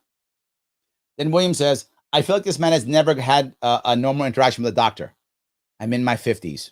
I've had plenty. I've had plenty of interactions with doctors. I feel like you don't know how our system works. This sounds yet again super privileged. I am surprised. This part did surprise me. The group of people who speak about privilege all the time, man, are they privileged. I mean, wow, are they privileged. How many of you watching, how many of you listening have had a bad interaction with a doctor? Didn't trust the doctor, felt bad, didn't understand why he's giving you test after test after test, or giving you prescription every single time you go there, another prescription, every single time, another prescription, or you show up with your with Medicaid, Medicare insurance, your appointment's at 3. You have to fill out all the forms all over again every single time. You have to photocopy everything every single time. They've forgotten your name. They don't care. How many of you gone through that? I have. Of course. Many of you have. Or how about your appointment's at 3? They see you at 4:30. They walk in. How you doing, sir? Let me check this, check that. They do this. They do great, great. Okay, well, we're thinking this could be this. I think you want to schedule you for a test. And it's 5 minutes, maybe 10, and you're out. Why? The system is set up for that. The system is set up so that you're not the customer. The system is set up, the insurance company or the government is the customer. That's how it works. That's not me making stuff up. That's the reality of too many Americans. But I guess I'm just arguing in bad faith again. But that's the reality to most Americans. And their answer, of course, is it's got to be single payer. That's the only answer. It's just got to be a single payer. Okay. But if you see people who have said it, when you do single payer, what happens? People talk about this. Oh, in Australia we have, and if you want extra stuff, you get extra insurance. Yes, creating a 2-tiered system, which is like what I said. If you just go single payer, you will create a 2-tiered system, which we're moving towards now. We're moving towards a 2-tiered system. The wealthy get what's called supplemental insurance in Europe, what we'll call whatever, rich people or Cadillac plan or whatever we'll call it here in America. But the wealthy get the doctors they want, and the people who are middle class or poor get whatever's around. That's already starting to happen. But I'm the bad guy who doesn't know any better. I'm the guy arguing in bad faith. All I can say is so many of them were very good, right? So many of them were very good to me, and I appreciate those who were very good to me. And we're open. And I don't mean to agree with me, but we're open and polite and nice. Those who were just trying to make me look bad, you just made yourself look bad. You really did. And what's awesome is later on, you're all going to be like, man, that guy was right. You're all going to be that way as you get older. Like, man, that guy was right. Absolutely. And then Christopher Green gets mad saying, it doesn't go to $20,000 to braid hair. Citation needed. And then person 1 says, he explains what it is, right? You need 300-hour approved course of study and pass both the New York State written and practical examinations to get a license to operate in New York State. Proof of successful schooling. You must have an affirmation of New York State approved schooling selection and application by your school director, blah, blah, blah. That costs anywhere from $10,000 to $30,000. That's the price of that in New York State. 300 hours to braid hair. I'm not making that up. That's there. Citation needed. No, you're an idiot. That's how it works. That's humanity. That's why there are illegal people braiding hair throughout the entire state of New York, because they can't afford it. So they braid hair anyway and make money. And you know what happens? Inspectors come and charge them and fine them. And they can't afford it because they're broke, so they don't pay. Then they're in trouble and they pay more. That's what actually happens. Licensing is not here. Even Destiny said licensing is terrible. And this guy, Chris, was like, no, it can't cost that. Let's say I'm wrong and it's only 10. And in certain cases, it could be. It can be as high as 30. Depends on what school you go to, what accreditation you get. It could cost the 30. So it's 10. Is it any better? Say it's 5. Is it any better? I picked 20 because it's about that. It's about 20. But it can be less, depends on where you go, and it can be more. That's his issue. This is my point. It's just the way to say he's bad. He's bad. Are you arguing that licensing is a good thing? I sure hope not, because it isn't. Licensing just hurts the poor. That's what it does. But I guess I'm just arguing in bad faith. I covered a bunch. Let me cover some of you guys. I'm sorry. I ranted for so long. Guys, thank you for allowing me to rant. I just wanted to get this stuff out. Let me grab a bunch of you. You guys, so many comments. I appreciate it. I'm going to grab some of these comments if I can. But also, of course, as you always hear me do, guys, please follow me on YouTube if you can, if you haven't already. And of course, head over to the Censorship and Free Speech Survey. Take that survey. Make my sponsors happy. Click that survey, take it, finish it, say what you feel about free speech and censorship, do that, and then share it so that my sponsors are happy. Please do that. It would help me tremendously. And of course, if you like what I'm doing, if you think that what I'm bringing you has value, if you think that me going out there and touching these other areas has value, I don't see anyone else doing it the way I'm doing it. And if you like that and you want to support it, either take that survey, finish it, and share it so my sponsors are happy, or throw me some cash yourself. Head over to patreon.com/sharpeway. The link is right there. Click that. Check it, send me some cash so I can keep doing this. and try to have better and better quality to the best of my ability. If you guys throw that, and no matter what, like, comment, share, that's always going to be a positive thing. All right, let me see if I can grab some of these if I can. Let's see here. M says, are you running for government in 2022? Maybe. Again, I will make a decision coming up here in July or August this summer. I'll make a decision. Absolutely. So John says, libertarians got Biden elected. Way to go. Man, John, I wish that was true. I mean, like, I wish we had that much power. We don't. We got our asses kicked last year. I wish we had that amount of power. That'd be awesome. I wish we could fight about that, but that's a fantasy. That's not what happened at all. I wish we had that kind of power. We don't. Jay says, yay, Larry slapped that fool ass down. I appreciate it. I appreciate it, but I just want to make sure that I want you to see it too, Jay. I want you to see it too. Brandon says, I love Sharpe. Thank you, my friend. I love you too. Jay says, so these are white libtards showing their real faces. I'm not going to go there, but they did see pretty privileged to me, and they're pointing their privilege, and they seem pretty privileged. That's just me. So, yeah, the system works the corrupt left. I think it works for anyone who is corrupt elite, right? I think it works for anyone who's corrupt elite. If you're elite, it does work for you. But if you're not elite, it doesn't work for you. Ed says, did I tell you about me being deemed racist in a comment section of Oneonta's New York Daily Star Facebook? Just because I mentioned that black communities don't always require our white net assistance to fix their issues. Wow, I didn't know that, Ed. That's terrible, because you're right. And this, by the way, goes for anybody, right? It's common that we use the black and white dynamic. Of course, it's common because it's happening now in our country culturally. But the reality of it is, people should only come in and save you if you ask to be saved, right? If you say, dude, I'm in trouble, Larry, I can't handle this, I'm in trouble, Larry, can you help me out? You're asking for my help, and then I should come help you because you've asked me, because you think you're in trouble or something you can't handle or you're in a bad spot. We all get in bad spots. We all wind up being in trouble sometime, and maybe you're in that spot and you ask for my help. Okay, I come. But if you're not asking me for my help, who the hell am I to start telling you what's right and what's wrong? Who am I to help you? You ask for help. Awesome. You don't? I can give my opinion. That's fine. Hey, I think this, and I can then turn away, and you can take my opinion or not. That's fine. But I think that's for everybody. But I think we look at it as we have to fix, the white community has to fix the black community. Not required. Not required. Unless people are asking. Then please, of course. Yes. So Sam says, the irony is colleges give naming rights for high-end donors, and that system works. No shit, Sam. You're right.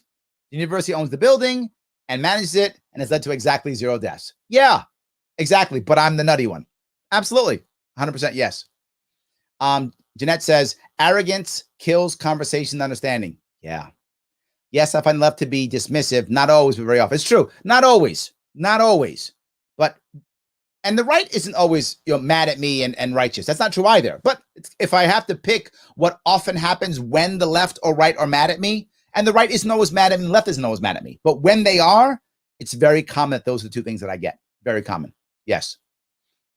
Jeff says, someone on the left is accusing others of using rhetoric. Well done, Jeff. Well done. Yes. Barbara says they love to make up their own narrative and assume people will just believe it. Very unpredictable and way too much. Who? I'm not sure what the who is. But yes, it is way too much. Barbara, you're right. The problem is when you're around the same types of people constantly, and this goes for left or right, you start to think that that's just the way it is, right? Oh, because we all think that way, don't we? Maybe we don't. Yeah. We cannot just yell and scream, and the extra pressure coming from the 14 days, which expanded to a year plus, has only amplified the divide. 100%, Jeanette. It has made it worse. It has. The elastic giraffe. Nothing wrong with rhetoric, as long as it's used to convince people of the truth. Yes. Rhetoric without substance is sophistry. Very true. Absolutely. So, Jay. Oh, Jay, you are not liking the left. I can tell you. I'm not mad at the left. I mean, they were good to me. They talked to me. Most of them were very good to me. So I'm not mad. I just want to show some of the people who are trying to hurt the others, right? The reason why I went through this more than anything else is most of those negative comments weren't on their own. The negative comments came out under someone saying something positive. And I guess I should have been clearer on that. That was the biggest issue. Whereas, oh, this Larry Sharpe guy's not so bad. Wasn't even, I love this guy, he's right. Wasn't that. It was, this Larry Sharpe guy is not an evil libertarian. What? Gotta fight. Gotta make sure you believe he's evil. Because if you don't believe he's evil, you might start believing him. You might. Jay says there's no convincing them, only separation. Communism. I'm not going to go any further. Jay, I understand your frustration. That's what I'll say. You're right. They stole it from Trump anyway. Sharpe for Congress. Funny, John. That's actually funny. I like that. That's good. Let's see. Jimmy says this is the main problem with trying to bring those on the left over. They want facts. When you present them, they turn and run or just dismiss them. I don't think they turn and run. I think they just miss them. That is the thing. You will often find them just dismiss it. They just walk away. They just, whatever. You don't know any better, Jimmy. You're not smart like me. You don't have a degree like me. You don't have the knowledge I have because I'm super smart. Look, Jimmy, I'm 21 and I went to college. So clearly I'm smarter than you. And that's how many of them think, sadly. But the other thing I realized, though, is do they spend so much time debating and talking to people like them that when someone who isn't like them, like me, who is much older, done more things in general, lived a lot of the stuff they're talking about, does it make them not know what they're doing? Do they begin to collapse? And I felt like they were attacking because they just couldn't handle me not being another 22-year-old or 30-year-old going, I don't know, libertarianism is about killing people, whatever they think libertarians say. I don't know. I don't know libertarians who say libertarians about killing people, but they seem to think so. So, yes. Peter says, Jeremy is talking like socialism is the way. Yeah, Rocco, he is. That's right. Yes, absolutely. He's thinking exactly that. 100%. So, Shadow says, Larry's monetizing his haters. I wish I was monetizing. I don't have enough viewers yet to be monetizing. You guys got to like, share, and comment more so I can monetize. So I'm not there yet. I can't wait till I can. That'd be awesome. Larry, I probably could have explained or worded it better, but I'm convinced it doesn't matter what I say on the issue because of my color. Racist by default. It's a valid point. I don't think that's necessarily true. I think there is a way that you could. And if it's something you're not going to do often, Ed, to be forward, I wouldn't bother trying. But if you think it's something that you want to try to get better at, or you want to engage this better, if it's something that's, a little mission you have for yourself, if you think that is, then I would try to keep doing it, right? I'm going to the left, and it's hard for me sometimes, but I want to get better at it. I want to be able to communicate better with them and to bring more of them over. I do. There's no doubt I want to do that. So I keep doing this so that I can get better at it and make it to a point where they could understand me and hear me. So I guess that if it's just something you were doing cool, I wouldn't worry about it. But if it's a little mission for you to kind of, all right, I'm going to make this thing work, I would try again. I think there is a way for you to explain it or word it in a way that would convince some people. Not some of them, it doesn't matter what you do. I think Jay has a point. For some of them, it's irrelevant. You are evil by default. But I believe in my heart, there are people who would be like, oh, that's what he meant. I think you could do it. Again, do you think it's worth it? If it's your thing, go on, brother. If not, what are you going to do? You move on. Joey says, speaking the truth, Larry. Yep. I get beat up all the time. I get insulted constantly. My wife gets mad sometimes. She's like, they're calling you names and stuff. I'm like, I know. It's what I do. Just get yelled at. That's how it works. Yes. Joey then says, the toll scam going on right now is an embarrassment. See, that's the point, right? There was one guy, I didn't bring up his. He was talking about how the money is made through the tolling. So much more money is made through tolling. Why would you want to, get, whatever, $10 million for a bridge when you can get $30 million from tolls? That's what he actually said. And my answer is because that $30 million isn't from the people and their taxes and the working poor. That's the reason. The $30 million is instead from some company that was going to pay it for advertising anyway. That's the reason. Because I'd rather not tax my citizenry. That's why. I'd rather not have the working poor who cross the bridges pay for that thing. That's the reason why. If I could get a large organization to pay for it for free, for us, for the taxpayer free. Not for them, obviously, but doesn't matter. It's part of the marketing budget. So I shift their marketing budget to something else. Not a bad deal. I agree with you completely. Yes. Bernard says, it seems like they're living in an echo chamber. This is the end result. Yeah. Yes. Look, libertarians have a similar problem, Bernard. We share this. This is not only them. Many of us have the same issue. If you notice on this show, I rarely have libertarians on the show. I usually have somebody else on the show, and I show other people because I want all of us to be out of our echo chamber and to be seeing the rest of the world and to seeing what these people are thinking and where they stand and realizing that we have told ourselves as liberty-loving people a lie. And the lie is everybody wants liberty. No, not everybody does. We have work to do. Lots of work. Not just me, you too, Bernard, you too, Ed. We all got work to do. We got work to do. That's all I'm saying. David says, if we have private parking lots, there'll be no free parking. That's good. Wrong for all the same reasons. Businesses and neighborhoods without toll roads who eat the cost will outcompete ones that do not. You see it all the time, right? You see it and you see it in downtowns constantly, David. They have a downtown and they all of a sudden create a bunch of metered parking where everyone has to pay parking. And people go to Walmart with their massive open free parking, right? Walmart is a private parking lot. Free. Yeah. Malls, which no one goes to anymore, but malls, free parking, private, 100%. So yeah, you're completely right. The data is in on that one too. I don't need citing for that. The data's in. Absolutely. So kind of odd. People are woke nowadays talking about white privilege, but when white privilege owned slaves, there was no such thing as white privilege. White privilege is not real guilt.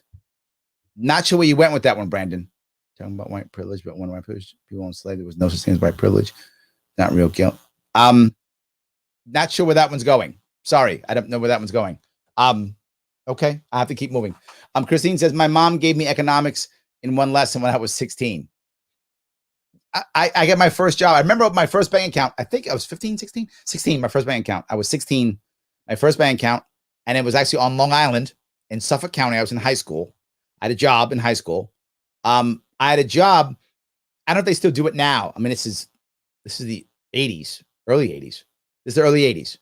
And I had a job. I had to go to a beer distribution center and all the returns would come back into the distribution center. All the beer bottles would come back. The green, brown, or white beer bottles or clear beer bottles would come back. And I literally take them and sort them all out and make sure they were all the same color and put them on a big pallet and then wrap them with the plastic wrap, the big plastic wrap, so the guy with the forklift can come by and take it out. Did that for 8 hours a day when I could. Every time I could make money, I would do that. My first job.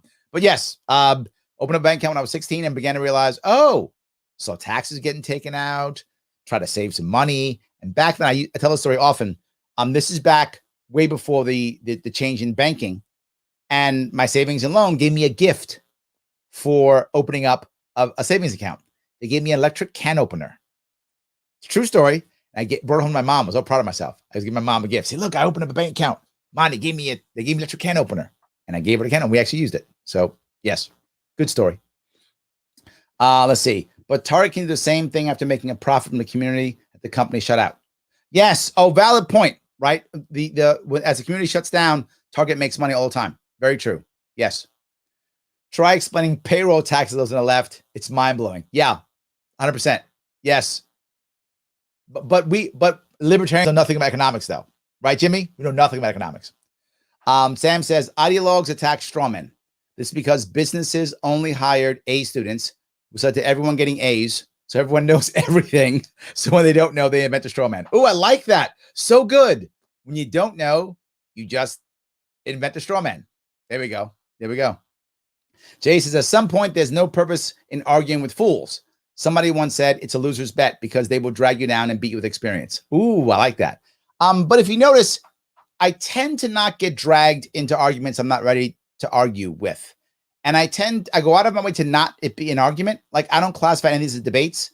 I always call them discussions. They call them debates. They put verses and stuff. I don't do any of that stuff. I'm just talking. Because to be forward, I don't care if I lose a debate. It's true, I don't. Larry, they're going to insult you, make you look bad. Okay, I don't care.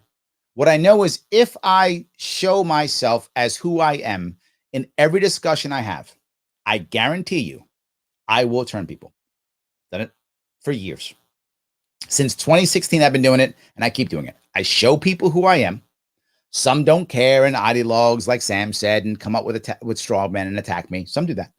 There's always a chunk that go, Sharpe guy. Okay. That's what I get. So I lose. I'll lose. I don't care. I'll lose that battle every day of the week. Give me opportunity to get in front of those people. I will turn some. I will bring them towards our side, because here's what I'm sure of. Here's what I'm sure of. Whether I'm right or wrong, I'm 100% sure I have the moral high ground.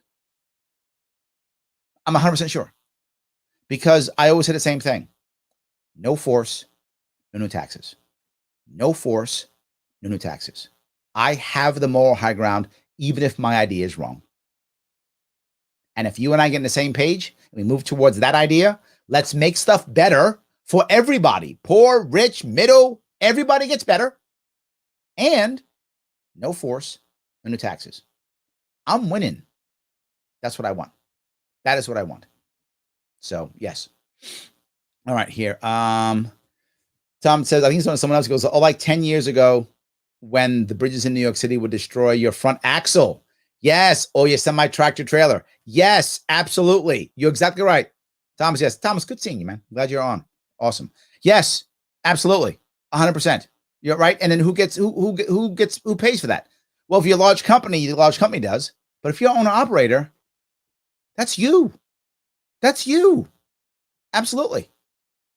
So, Jeanette says, government is too costly. The end. Also true. Yes, also true. Jay Payne says, government schools don't teach critical thinking anymore. They teach kids to absorb and then regurgitate facts, in quotation marks. Jay, I wish you were wrong, but you are correct. I tell my kids, I have 2 kids, and I tell my kids all the time, I'd like you to do well on tests. I would, but I actually don't care if you don't. Like, why? I said, because once you leave schooling, tests are irrelevant. Tests don't matter anymore. Once you leave schooling, who cares? I passed a test. So can you get stuff done in your life to make things better? And whether that's in business, personal life, romance, family, can you get things done to make life better? If you can't, you're failing. If you can, you're winning. The reality of it is we often do both. I hope you're doing more of the making things better and less of the failing. You'll be okay. And that's number one thing. And to do that, you got to be able to do 2 things. 1, have some long-term thinking. And 2, know how to think. The last piece everybody needs, resilience, because we're all going to fall down. And when you fall down, you get back up and you hope the system is lenient. You'll hear me say this often. We should be very hard on systems and relatively easy on the individuals. If we have a better and better system, we will have better outcomes. We absolutely will. If we're more lenient on the people, doesn't mean we let them go. But when I mean lenient, meaning giving people a second chance after they screw up. We should make people pay for their errors. Of course. Of course. It shouldn't be forever. Unless you've done something that, you mass murder or something, obviously, separate issue. I'm talking normal people falling down, making mistakes. You pay for your mistake. And are you done paying for it? Second chance at life. Get your second chance. We should be lenient, giving people a second chance once they paid their debt, whatever that is. I completely agree. So yes. All right. Let's see if I can keep doing this. Sandra says, the one-child policy was implemented knowing the male would be first choice as a way to build the world's largest standing army. They were right. Ooh. Sandra, I like that. Interesting way to look at things. It did work, didn't it? But I wonder if now they look back, right, Sandra? And this is an open question. I just don't know the answer to this. Looking back, is the Chinese leadership, the elites, are they happy about that now?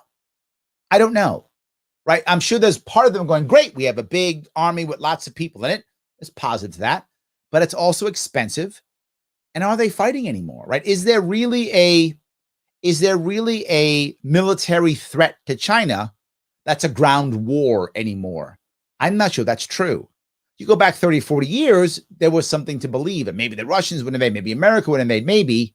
Now, I'm not sure there's realistically a ground threat for them anymore. They may be regretting it now. I don't know. But it's a definitely good point. Sam says, I feel bad for the kids. I was a former progressive and a public school teacher.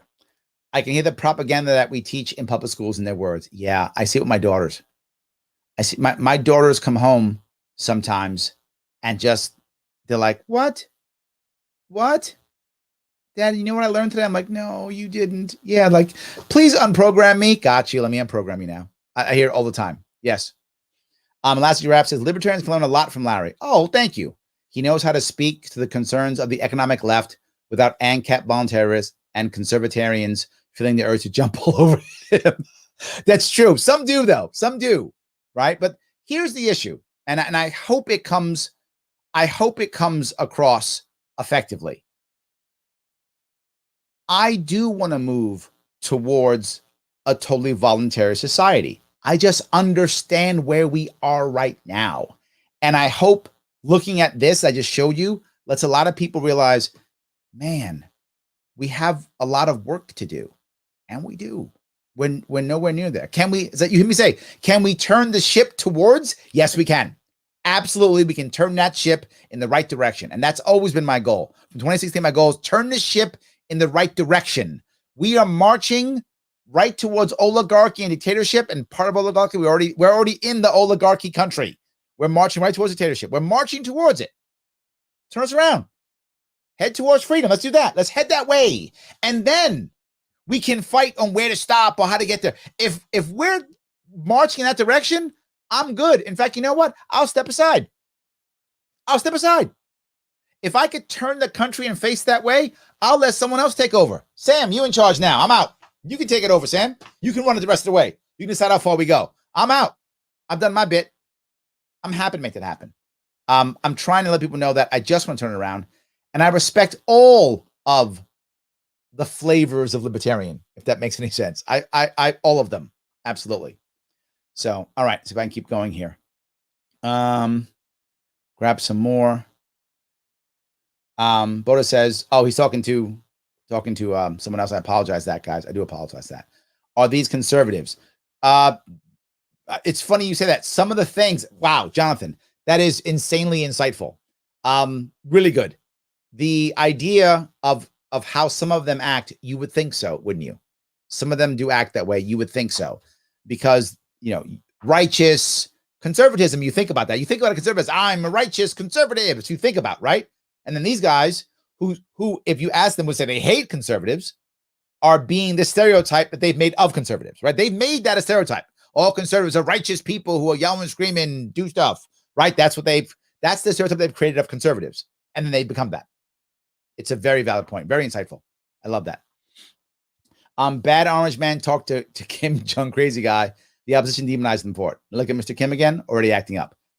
Ed, perfect example. And you guys who were paying attention, remember, I praised Trump for that. I did. I disagree with Trump too. I hate his tariffs. I hate his tariffs. And people disagree to get mad at me for that. I hate Trump tariffs. Can't stand it. Should end all of them. Hate them. I hate Biden's tariffs too, and I hate all the tariffs to include Trump's tariffs. I hate them all.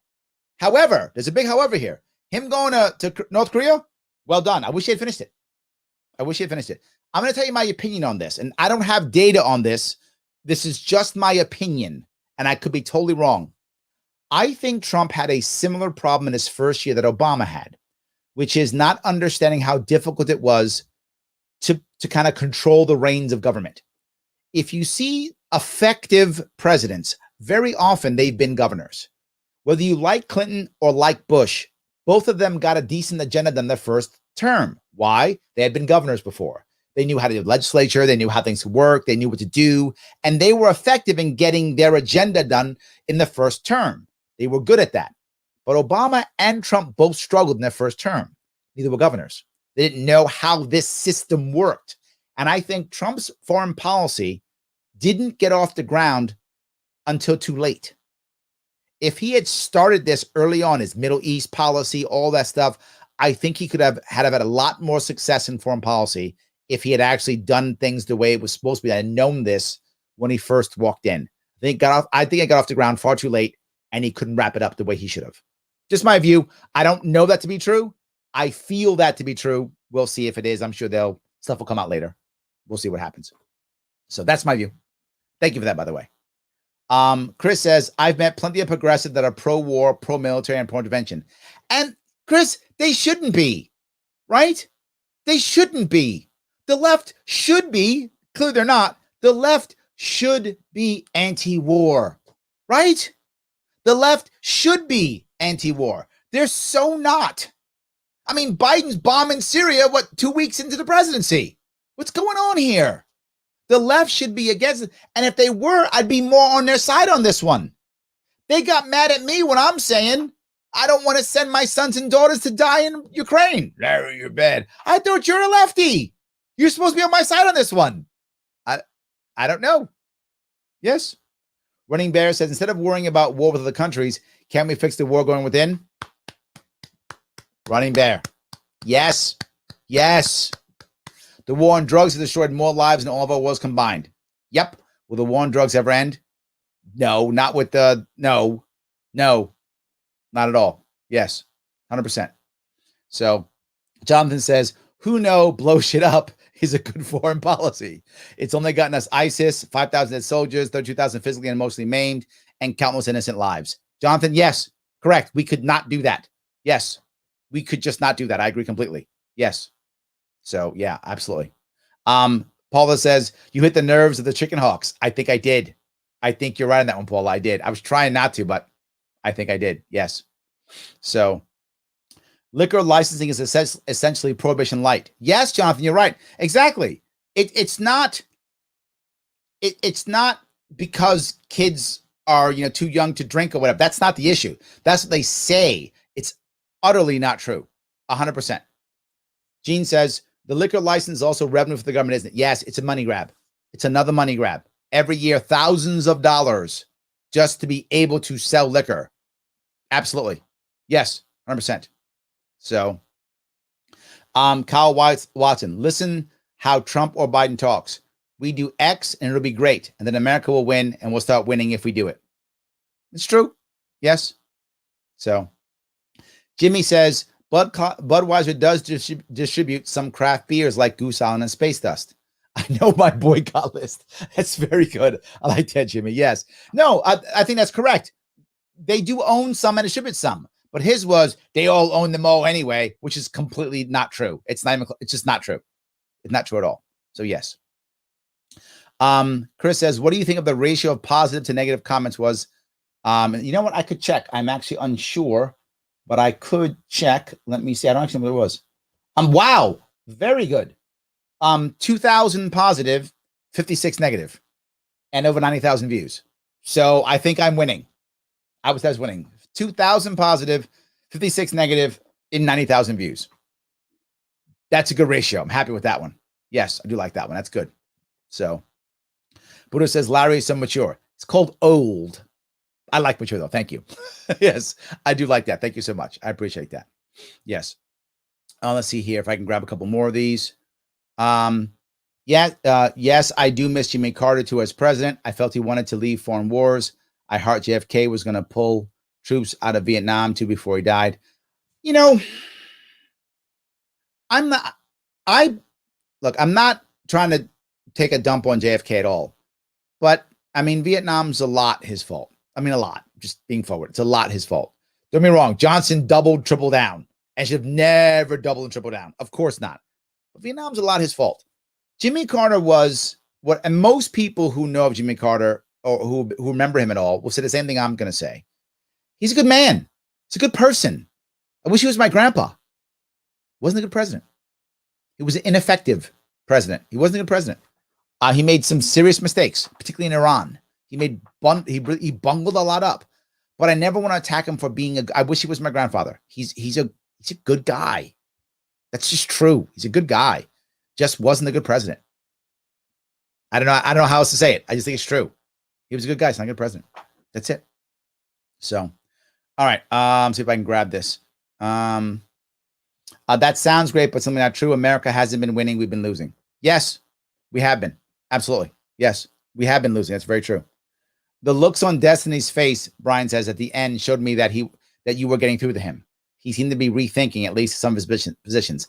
I think a lot of people were, right? They were rethinking it.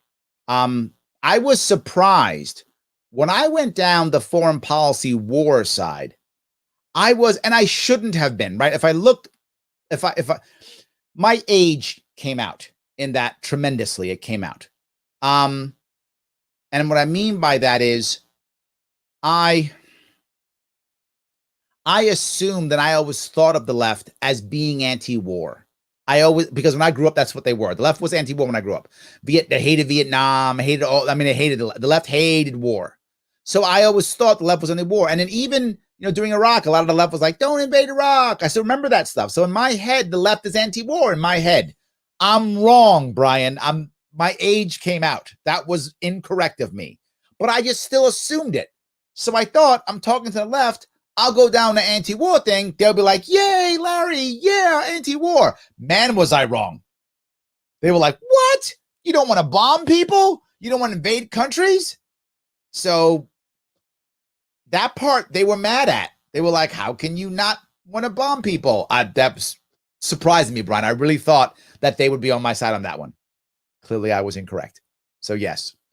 Maynard says JFK got us into Nam. Yeah, that's my point, right? Yes. Agreed. He has to take. He has to take that. Yes. And Maynard also says, agreed. Jimmy Carter's a great man, but an incompetent president. Yes. He might have done all right in a utopia world at peace. We had zero conflicts. I think that's a very good way of saying it, Maynard. I agree with that. Yes. Yes. Last year, Rap says the left-wing anti-war movement packed up and went home as soon as Obama was inaugurated. You know what, Last year, Rap, I think you're right. That is the time period, isn't it? Because Obama was all about bombing people. He bombed more than Bush did. He bombed more than Bush. Obama was all about bombing people. He was all about it. So, yeah, he bombed more than Trump. Trump bombed too, but Obama bombed far more than Trump did.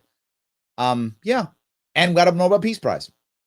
Obama got a Peace Prize for bombing 9 countries.